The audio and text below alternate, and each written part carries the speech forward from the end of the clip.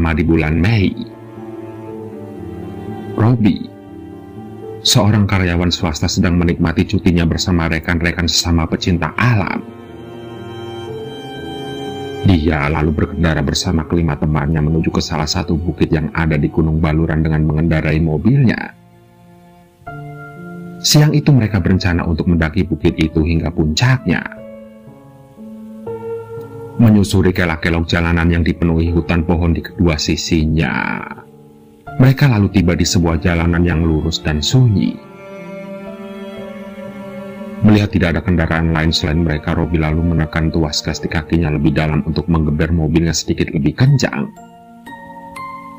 Hingga tidak lama kemudian tiba-tiba Aziz yang berada di kursi belakang bersama 3 orang lainnya bersuara.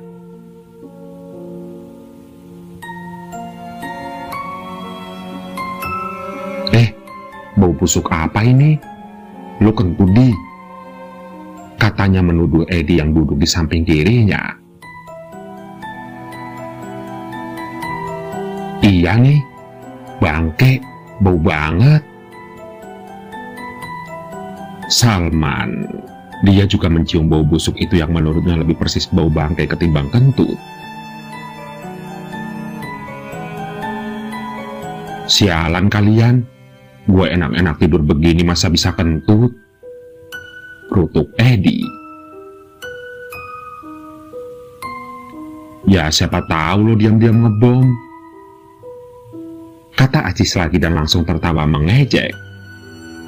Sementara Robbie dan Sigit yang duduk di depan sudah tertawa dari tadi mendengar tangisan Eddie atas tuduhan teman-temannya kepadanya. Lantas mereka pun tertawa serta bercanda saling mengejek beberapa saat sebelum akhirnya bosan dengan sendirinya. Singkat cerita, setelah 700 meter perjalanan itu, bau busuk kembali menyengat dan kali ini semakin kuat. Hampir semua yang di dalam mobil mencium aroma bangkai yang tadi mengganggu mereka.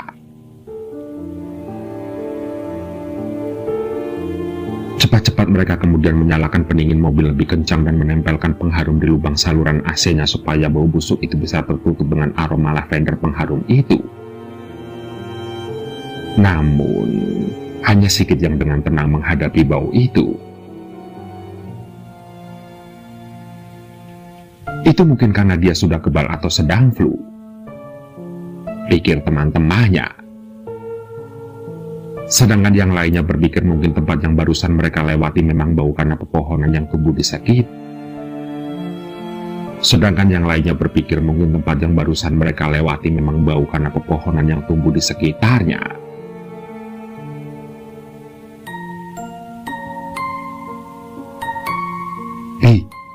Kayaknya ada yang gak beres deh, kata Sigit pada Robbie yang sedang menyetir mobilnya setelah perjalanan menempuh kurang dari 1 kilometer dari sejak bau tadi menguasai udara sekitar mereka.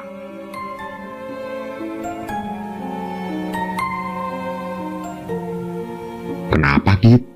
Ada yang salah? Tanya Robbie. Bukan, sepertinya. Sudahlah, gak apa-apa, ujar Sigit tidak meneruskan ucapannya sembari tertawa.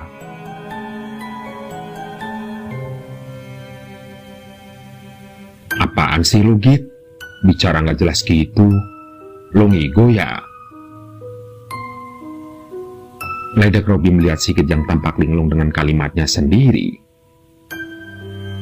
Hingga tiba-tiba di tengah perjalanan, Robbie lalu memelankan mobilnya dan beberapa kali melihat lewat cermin kecil di atas kemudinya atau menoleh ke belakang. Sontak, Aziz, Salman, dan Eddie lalu bertanya-tanya apa yang dilihatnya. Robbie lalu mengaku bukan melihat apa-apa, tapi dia mendengar tangisan seorang wanita seperti sesenggukan tapi cukup nyaring. Hingga tidak lama kemudian tangisan itu kian besar sehingga mereka berlima juga bisa mendengarnya. Benar, tangisan itu lebih mirip ratapan yang memilukan dari seorang gadis. Namun dari mana asal suara itu muncul membuat mereka ketakutan. Karena tentu tidak mungkin suara itu berasal dari luar karena semua jendela mobil tertutup. Dan kalaupun dari luar, tidak mungkin akan jelas terdengar.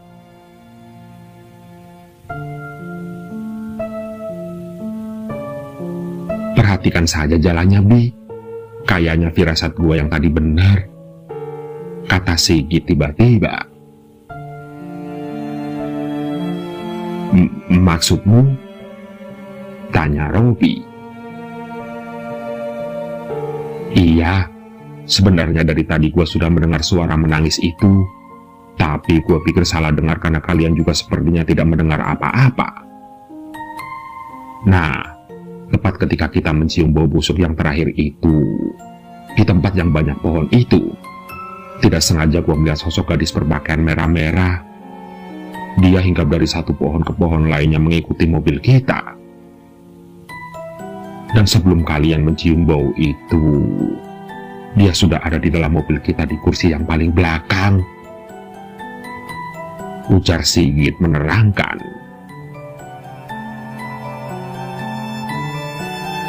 Belum sempat mencerna dengan jelas kalimat Sigit, mendadak mobil Robi oleng ke kanan yang membuat roda kanan ban mobilnya terlepas dari tempatnya. Sontak, semuanya terkejut dan panik. Lantas dengan cepat Robi menginjak rem untuk menghentikan mobilnya terlebih dahulu. Namun masalahnya, Robi menghentikan mobilnya sangat dekat dengan jalur tikungan yang menanjak tajam. Sempat melihat roda yang tadi terlepas dari kaca spion kanannya. Tidak lama bunyi klakson besar terdengar dari jalur yang sebaliknya, yang sontak mengejutkan mereka berlima. Nampak dari balik tikungan tajam dan curam itu sebuah truk gandeng bermuatan besar sedang berjalan turun. Dengan jalanan yang menurun dan tepat singgah di tikungannya, Robin dan teman-temannya tentu sudah memperhitungkan resiko tertabrak mobil berukuran besar itu. Dan karena dirongrong teman-temannya untuk segera bertindak, Robi lantas memencet klaksonnya beberapa kali seolah tidak mau kalah besar dengan klakson tadi untuk memperingatkan pengemudi truk itu. Namun, tampaknya supirnya tidak mendengar. Kecepatannya tetap sama dan tidak ada tanda-tanda memelankan lajunya. Robi pun tidak tinggal diam. Dia tidak peduli lagi dengan kondisi mobilnya. Dengan cepat dia kemudian memasukkan gigi mundur mobilnya dan memaksanya mundur dengan 3 roda saja. Sontak bumper kanannya penyok tergerus aspal panas siang itu. Sementara pengemudi tergandeng itu tampaknya ikut kaget melihat mobil dengan kondisi demikian yang tiba-tiba muncul dari balik tikungan yang sudah dia lewati. Lantas spontan dia menginjak remnya dalam-dalam. Bunyi berdecit panjang terdengar dari karet ban yang saling memakan dengan aspal. Benar, tergandeng itu sedikit lagi menabrak mobil yang ada di depannya itu sebelum akhirnya berhenti sepenuhnya tepat beberapa meter saja dari mobil Robi. Dan akhirnya mereka semua pun terhindar dari kecelakaan hebat.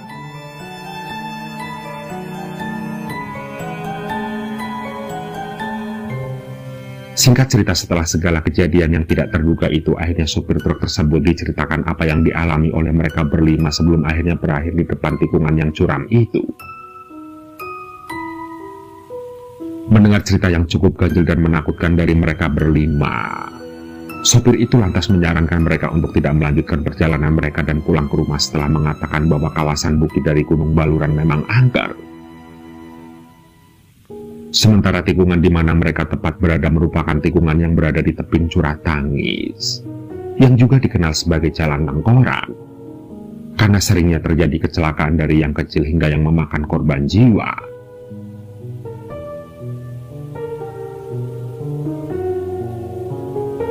Iya, tebing curam curah tangis berada di wilayah hutan Baluran, atau yang lebih dikenal dengan nama Taman Nasional Baluran. Terletak di kawasan Banyu Putih, Situbondo, Jawa Timur. Tebing ini memiliki medan jalan yang berkelok-kelok dengan tanjakan dan turunan yang curam. Tidak jarang karena jalanan yang demikian mengakibatkan beberapa kecelakaan terjadi di sana, dan bahkan hingga merenggut nyawa. Namun walaupun begitu, sebuah legenda konon ikut terlibat dengan kecelakaan-kecelakaan yang terjadi di sana.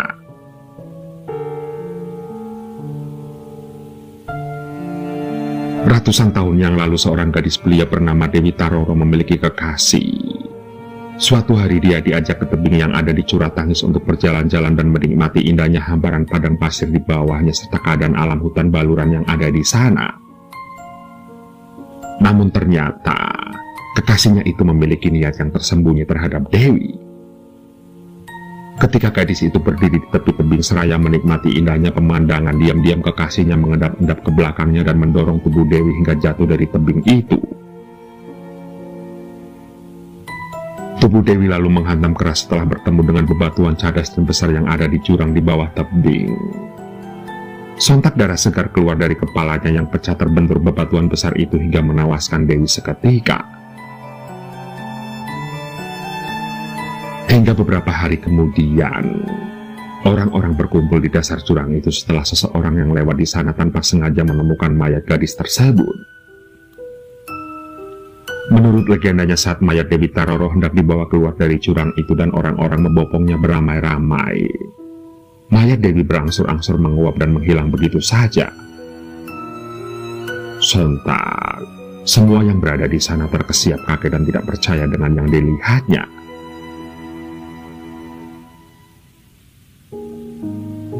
Kecelakaan demi kecelakaan pun mulai terjadi kepada orang-orang yang melintas di sekitar sana. Tikungan-tikungan tajam dan jalannya yang curam seolah menebar maut dan telah banyak memakan korban jiwa. Masyarakat setempat kemudian yakin bahwa kecelakaan dan korban jiwa yang tewas di Curah Tangis disebabkan oleh arwah Dewi Taroro yang tidak tenang.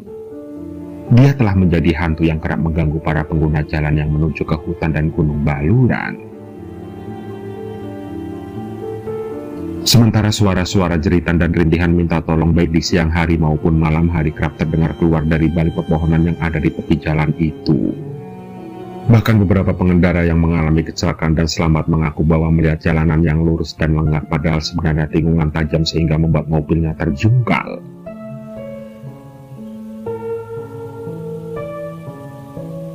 Tidak hanya itu, penampakan dari hantu wanita juga sering terlihat memotong jalan secara tiba-tiba sebelum menghilang entah kemana.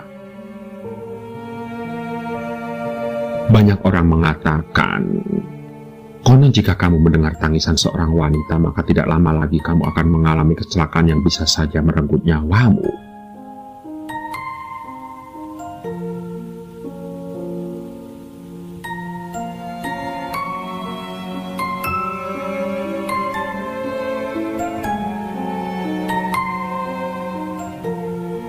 Hujan deras turun membasahi kota Manado di suatu sore. Terlihat anak-anak kecil usia 10 tahunan membawa 2 payung di tangannya. Mereka sibuk lalu lalang di depan salah satu perkantoran yang ada di Jalan Piertandean. Sore itu, sudah pukul 5 dan waktu kantor sudah selesai. Namun karena guyuran hujan yang disertai angin kencang membuat beberapa karyawan tidak langsung pulang dan masih berteduh di bawah gedung kantornya. Di saat itulah Benny, seorang bocah berusia 9 tahun, berada di antara anak-anak kecil itu. Dia menawarkan payung yang dibawanya kepada orang-orang yang ingin menumpang ke tempat lain. Iya, di musim hujan begini memang Benny dan teman-temannya seolah diberi kesempatan untuk mendapat uang jajan tambahan. Mereka biasa menjadi ojek payung untuk orang-orang yang membutuhkan, walau hasilnya sekedar 1.000 atau 2.000 rupiah sekali jalan.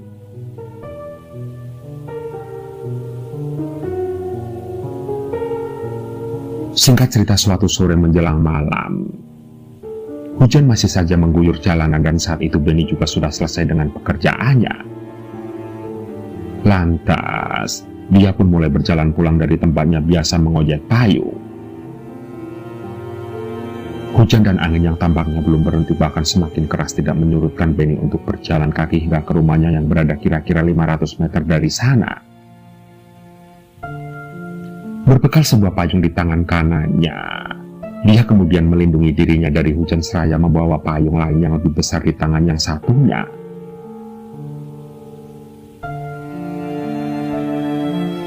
Langit belum cukup gelap saat itu. Cukup terang dengan langit yang berwarna jingga karena dipenuhi oleh awan-awan kelabu.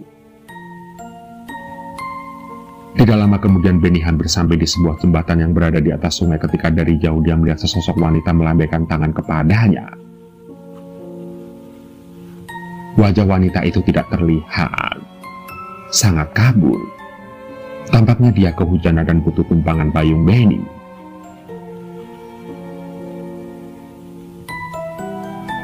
Melihat perempuan itu, timbul rasa senang di hati Benny karena di saat ingin pulang dia masih bisa mendapat rezeki tambahan. Kemudian bergegas Benny mulai berlari ke tempat wanita itu berdiri.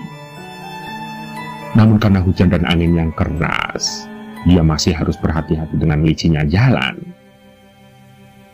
Dia menurunkan pandangannya, memperhatikan dengan sikap kaki-kaki lincahnya menghindari becek.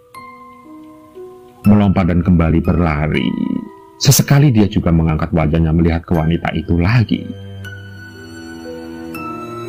Setelah hampir dekat ke tempat di mana wanita tadi berdiri, hujan tiba-tiba berhenti dan Benny menongakkan wajahnya melihat ke depan. Namun, ternyata wanita itu tidak lagi di sana. Dia keheranan. Karena dia merasa sudah berdiri di tempat di mana wanita tadi berdiri tapi tidak bisa menemukannya. Lantas Benny pun melihat ke sekelilingnya. Ia berusaha mencari wanita itu namun tidak melihat seorang pun berdiri di atas jembatan tersebut. Benar, wanita yang kehujanan tadi sudah hilang entah kemana.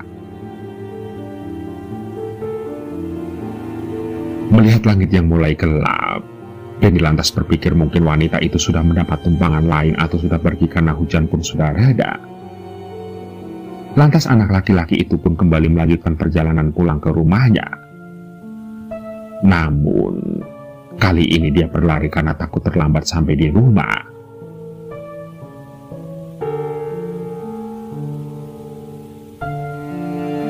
Singkat cerita, setibanya di rumah setelah selesai makan malam, Benny menceritakan kejadian aneh yang barusan dialaminya kepada kakak laki-lakinya. Mendengar cerita Benny, kakaknya lalu memperingati dirinya ketika melewati jembatan itu. Hati-hati kalau lewat sana. Sudah dengar kalau ada nelayan pernah memancing di sana, dia dapat lihat sepotong kayu diikat tali di tepi sungai, kata kakaknya. Nelayan itu kemudian memutuskan untuk menarik tali dari bawah jembatan, tapi putus. Dan saat dilihat lagi, kayu itu sudah menjadi cewek. Tahu-tahu itu cewek, setan. Karena mukanya hancur dan langsung hilang. Cerita-cerita begitu memang sudah banyak di sana. Orang hilanglah, tenggelamlah. Itu jembatan Kuning Boulevard memang angker. Tutupnya dan segera melanjutkan kegiatannya.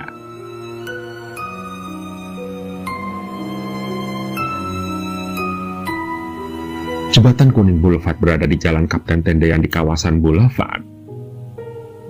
Menurut masyarakat setempat, jembatan ini memang keramat karena banyak terjadi peristiwa-peristiwa aneh bahkan sebelum jembatan tersebut dibangun. Konon angkernya jembatan tidak lepas dari keberadaan muara sungai di bawah jembatan ini, serta kuburan yang berada di bawahnya.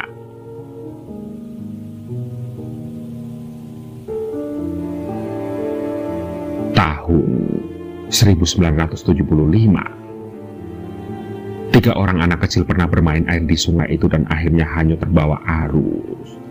Dan tidak lama setelah itu seorang nenek-nenek yang membawa seorang bayi tiba-tiba hilang di sana sejak terakhir kali terlihat di sekitar muara sungai itu. Tahun 1990-an, barulah jembatan Kuning Boulevard didirikan di atas aliran sungai tersebut. Walau sudah mulai ramai lalu lalang, peristiwa hilangnya seseorang secara misterius masih terus saja terjadi. Tercatat ada 2 orang sudah hilang setelah jembatan itu dibangun dan masih memakan korban hampir setiap tahunnya. Dan Agustus tahun 2013, sekali lagi seorang pria dikabarkan hilang setelah terakhir kali terlihat berjalan di sekitar muara sungai yang tepat berada di bawah jembatan itu. Melihat fenomena yang meresahkan ini, maka timbullah urban legend yang mengatakan bahwa mereka yang hilang di sana telah diculik oleh makhluk-makhluk halus yang menghuni sungai atau jembatan tersebut. Bahkan menurut legenda yang beredar, ada 16 jin atau makhluk jahat berbagai wujud tinggal di sekitar sana. Sebagian orang juga menceritakan bahwa konon jika cuaca sedang buruk seperti hujan keras atau badai di jembatan Kuning Boulevard, kerap terlihat penampakan seorang wanita berdiri di sekitar jembatan itu. Namun jika diperhatikan sekali lagi, wanita itu sudah hilang entah kemana. Iya, legenda berhantu itu bukan tanpa sebab. Dari masyarakat setempat keluarlah cerita yang mengatakan bahwa kejadian-kejadian aneh itu bermula karena muara sungai yang ada di bawah jembatan kuning itu mengalir di atas tanah bekas kuburan orang Belanda di zaman penjajahan. Dulu, sebelum ada aliran sungai di sana, tempat itu merupakan daratan. Namun karena terjadi abrasi, maka air pun mulai mengalir tanah itu hingga menimbun kuburan yang berada di bawahnya dan menjadi sungai yang ada seperti sekarang. Di tahun 1950-an air sungai yang mengalir masih jernih. Banyak anak-anak suka bermain dan berenang di sungai itu. Namun sejak pembangunan pasar dan bangunan-bangunan lainnya di sekitar sungai tersebut, air itu perlahan-lahan mulai kotor dan akhirnya menjadi keruh sepenuhnya. Dan seiring dengan perubahan yang terjadi dengan kuburan dan sungai tersebut, sejak itu pula aktivitas-aktivitas paranormal sering terjadi di sana. Dari hilangnya orang-orang yang melintas di sana, meninggal karena tenggelam, hanya terbawa arus sungai, kecelakaan, hingga penampakan-penampakan berhantu yang menggegerkan masyarakat yang mengaku pernah melihatnya. Sementara jembatan yang dibangun di atasnya, yaitu jembatan kuning, tampaknya memperparah legenda yang sudah ada. Karena dari jembatan itu konon kerap terjadi pembunuhan dan mayatnya dibiarkan hanyut di sungai itu begitu saja.